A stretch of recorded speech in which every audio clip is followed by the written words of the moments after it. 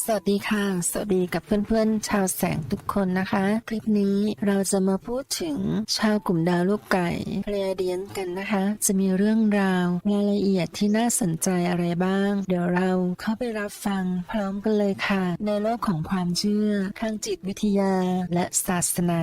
ชาวกลุ่มดาวลูกไก่เพลียเดียนเป็นที่น่าสนใจ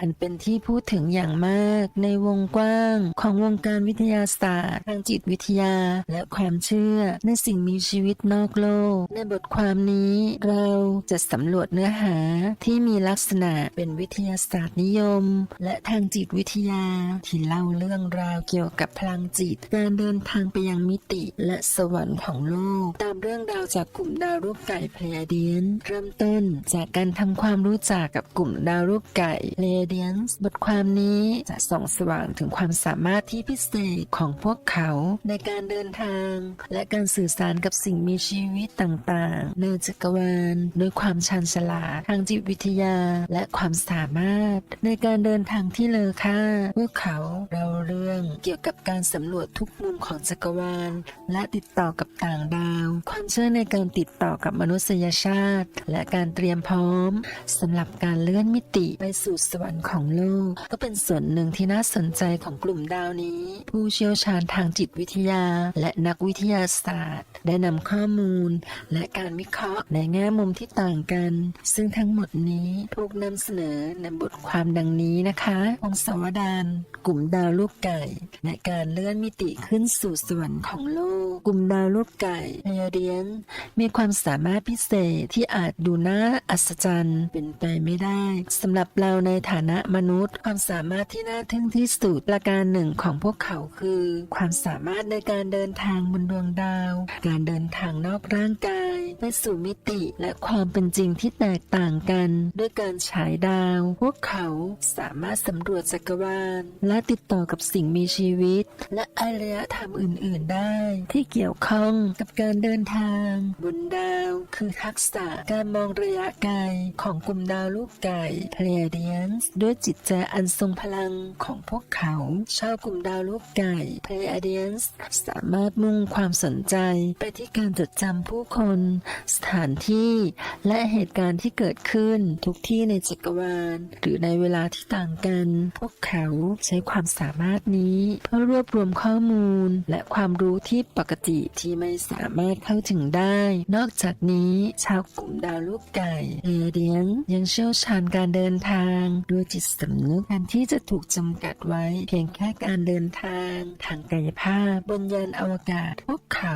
สามารถขนส่งจิตใจของพวกเขาไปยังเรือยานไปยังจุดมุ่งหมายปลายทางอันห่างไกลได้ตามความสามารถทางจิตขั้นสูงของพวกเขาทำให้พวกเขาได้สัมผัสประสบการณ์การสำรวจจักรวาลราวกับว่าพวกเขาอยู่ที่นั่นจริงๆความสามารถของกลุ่มดาวลูกไก่เพลเดียนเช่นการเดินทางบนดวงดาวและการมองระยะไกลและการเดินทางอย่างมีสติอาจท้าทายความเข้าใจของมนุษย์แต่สำหรับสิ่งมีชีวิตที่รู้แจ้งเหล่านี้พวกเขาเป็นพรสวรรค์ตามธรรมชาติที่พัฒนาผ่านวิวัฒนาการและความก้าวหน้าทางจิตวิญญาณที่สืบทอดมายาวนานในขณะที่มนุษย์เดินทางต่อไปเพื่อเลื่อนมิติไปสู่สวรรค์บางทีด้วยความช่วยเหลือของชาวกลุ่มดาวลูกไก่ในไม่ช้าเราก็จะปลดล็อกพลังอันน่าทึ่งนี้เช่นกันกลุ่มดาวลูกไก่มีปฏิสัมพันธ์กับโลกและโลกอื่นๆว่าทั้งกาแล็กซี่มาเป็นเวลายาวนาน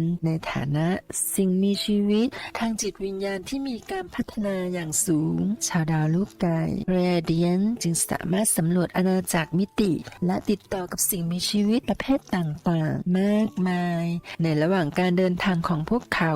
การเผชิญหน้าที่โดดเด่นบางประการที่กลุ่มดาวลูกไก่เพลเดียนอธิบายนั้นเกี่ยวข้องกับมนุษย์ต่างดาวจากระบบนายพรานโอไรออนชาวซีเรียสชาวแอนโดร เมดาและสหพันธ์กาแล็กติกว่ากันว่ากลุ่มดาวนายพรานเป็นเจ้าแห่งขั้วและความเป็นคู่โดยสอนบทเรียนของชาวกลุ่มดาวลูกไก่เพลเดียนส์เกี่ยวกับการบูรณาการด้านสว่างและความมืดภายในตัวมันเองการประชุมกับชาวซีเรียหรือว่าซีเรียสเน้นไปที่การใช้เรขาคณิตศักดิ์สิทธิ์และความถี่เสียงในการสำแดงแอนโดรเมดา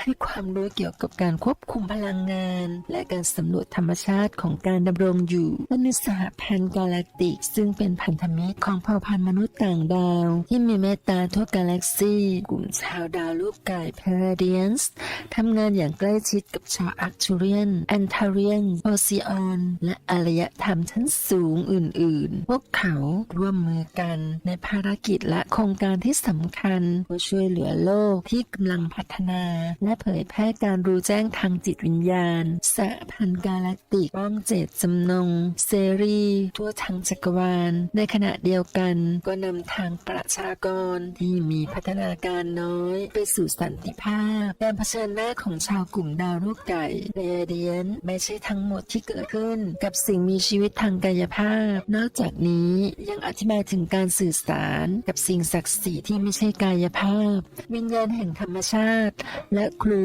ที่มีมิติสูงกว่าความสามารถทางจิตของพวกเขาทำให้พวกเขารับรู้และมีปฏิสัมพันธ์กับจิตสำนึกที่หลากหลายในจักรวาลโดยใจที่เปิดกว้างกลุ่มชาวดาวลูกไก่พาราเดียน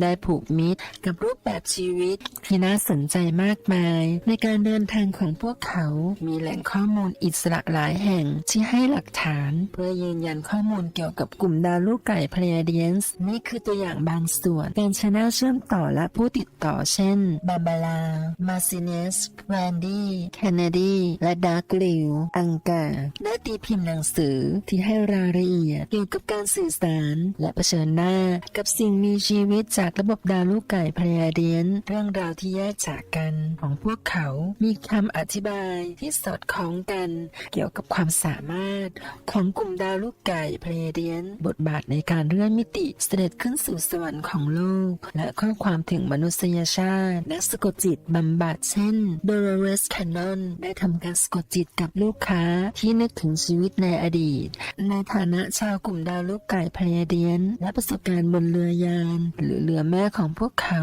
สำเนาการสะกดจิตแสดงให้เห็นทีมรายละเอียดทั่วไปที่สอดคล้องกับเรื่องราวบันทึกอื่นๆผู้อาวุโสและผู้รักษาภูมิปัญญาของชนพื้นเมืองมีประเพณีปากเปล่าโบราณที่บรรยายถึงผู้คนบนท้องฟ้าที่มาจากกลุ่มดาวลูกไก่พาราเดียนซึ่งมีภูมิปัญญาและเทคโนโลยีทางจิตวิญญาณขั้นสูงเรื่องราวพื้นเมืองเหล่านี้ตรงกับคำอธิบายสมัยใหม่ของชาวกลุ่มดาวลูกไก่พาราเดียนเอกสารทางการที่ไม่เป็นความลับอีกต่อไปเมื่อเร็วๆนี้ประกอบด้วยรายงานของผู้เห็นเหตุการณ์พบเห็น UFO ที่บรรยายถึงเรือยานทางกายภาพที่ตรงกับรูปลักษณ์ของเรือกลุ่มดาวลูกไก่พาราเดียนผู้คนหลายพันคนทั่วโลกแบ่งปันคำพยานของตนเกี่ยวกับการติดต่อโดยตรงกับชาวกลุ่มดาวลูกไก่พาราเดียนผ่านฟอรัมออนไลน์วิดีโอและหนังสือความสอดคล้องกันของการเผชิญหน้าแยกกันช่วยตรวจสอบการอ้างสิทธิ์เพิ่มเติมนักวิทยาศาสตร์บางคนได้วิเคราะห์การก่อตัวของวงกลมปริศนาและสรุปว่ารูปทรงทางเลขาคณิตที่ซับซ้อนไม่สามารถสร้างขึ้นโดยมนุษย์ได้ซึ่งบ่งบอกถึงความเกี่ยวข้องของสติปัญญาจากนอกโลกเช่นกลุ่มดาวลูกไก่พาราเดียนศิลปะและสิ่งประดิษฐ์ทางประวัติศาสตร์จากวัฒนธรรมโบราณต่างๆเช่นชาวอียิปต์มายันโบกอนมีสัญลักษณ์และข้อมูลที่บ่งบอกถึงการติดต่อกับสิ่งมีชีวิตนอกโลกจากกลุ่มดาวลูกไก่พาราเดียนแม้ว่าจะไม่มีหลักฐานชิ้นใดชิ้นหนึ่งที่สามารถเป็นข้อพิสูจน์ที่แน่ชัดแต่การรวบรวมบัญชีเอกสารและข้อมูลจากแหล่งข้อมูลอิสระที่รวบรวมไว้ได้ให้หลักฐานสนับสนุนที่น่าสนใจ